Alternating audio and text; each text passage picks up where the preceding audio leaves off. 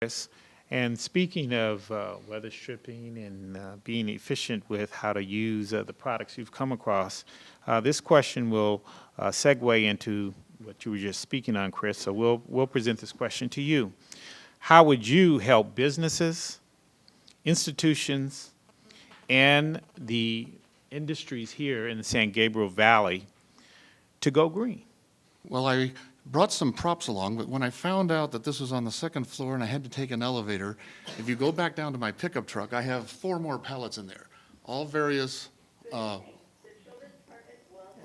there we go. Do I get more time while that goes? 4 plastic pallets and a wood pallet.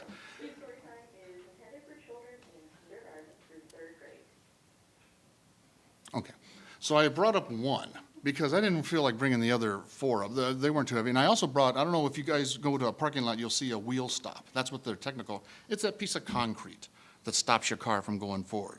Well, I wasn't going to bring that 80-pound sucker up here either. But those 2 industries alone, there's a lot of recycling that goes to waste. You know, they only want the number 1 and number 2. We have the technology right now to get the number 3, 4, 5, and 6 and put it into molds and mold plastic pallets. Save our wood for other more valuable projects. These last a lot longer, and from personal experience where I pick them up, you don't get nails in your tire and have to replace tires and flats. So it's a win-win situation with that. And we'll bring these industries right into the San Gabriel Valley and start recycling all this extra stuff and start making those pallets and those wheel stops. Now, some people will say those wheel stops aren't going to be heavy enough. Well, when they started designing these wheel stops, that's when you had a car back in the 50s that weighed like 5,000 pounds. Most of the cars aren't that big. You can make it out of plastic, it won't chip, you won't have any workman comp issues because I threw out my back once trying to move some of them around. So it's a lighter, durable product made from the junk that you would have thrown away into a landfill. And we get those industries in the 32nd District, more jobs, and we recycle everything. That's one of my good ideas to take to Congress. Thank you. Betty Chu, how would you help the businesses and the institutions and the 32nd District to go green? Well, the first thing is you will note that in our communities that there are still building permits that are being requested either for remodeling or for new construction. The City of Monterey Park at the present time is reviewing its code requirements to build into these code requirements the requirement for green technology. But I think to encourage that is a better way in which we can do that in terms of new buildings as well as remodeling of the old buildings. And the way that you do that is there are a number of different things. You can, again, use tax credits. You can provide better densities. You can provide different kinds of waivers. Your permit fees could be lessened. But these are the things in terms of the building. In terms of creating the business avenues here, we do have in the cities funds that can be utilized in terms of having businesses come into our city to make the houses be more environmentally friendly. And we should be using those housing remodeling funds for that purpose and make it available to the residents at a low interest or no interest cost.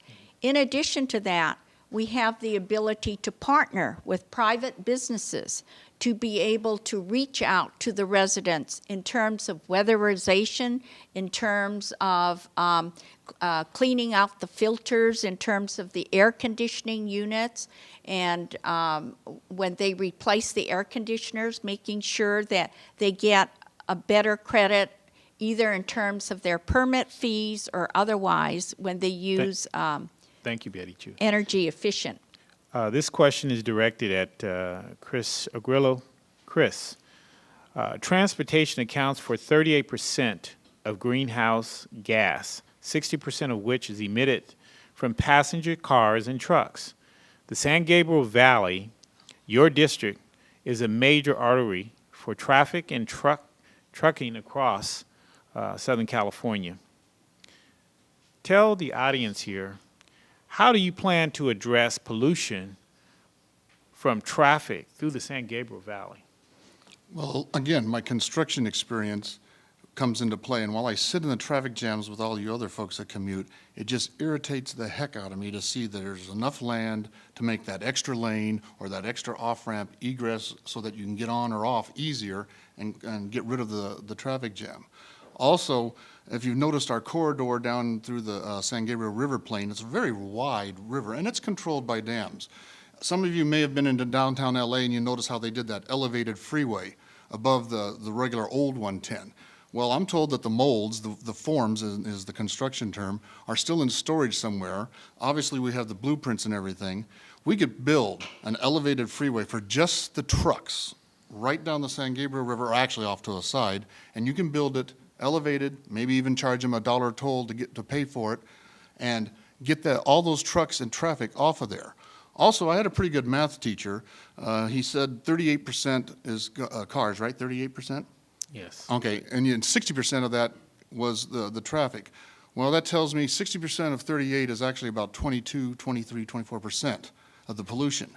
We can't forget the railroads that go through our area, the farm equipment, the construction equipment, all the jets up above, all of those are polluters. We have to address all of the issues and not cause penalties on the commuters, the working class, to have cars that they have to pay more for because they're supposedly the biggest part of the problem.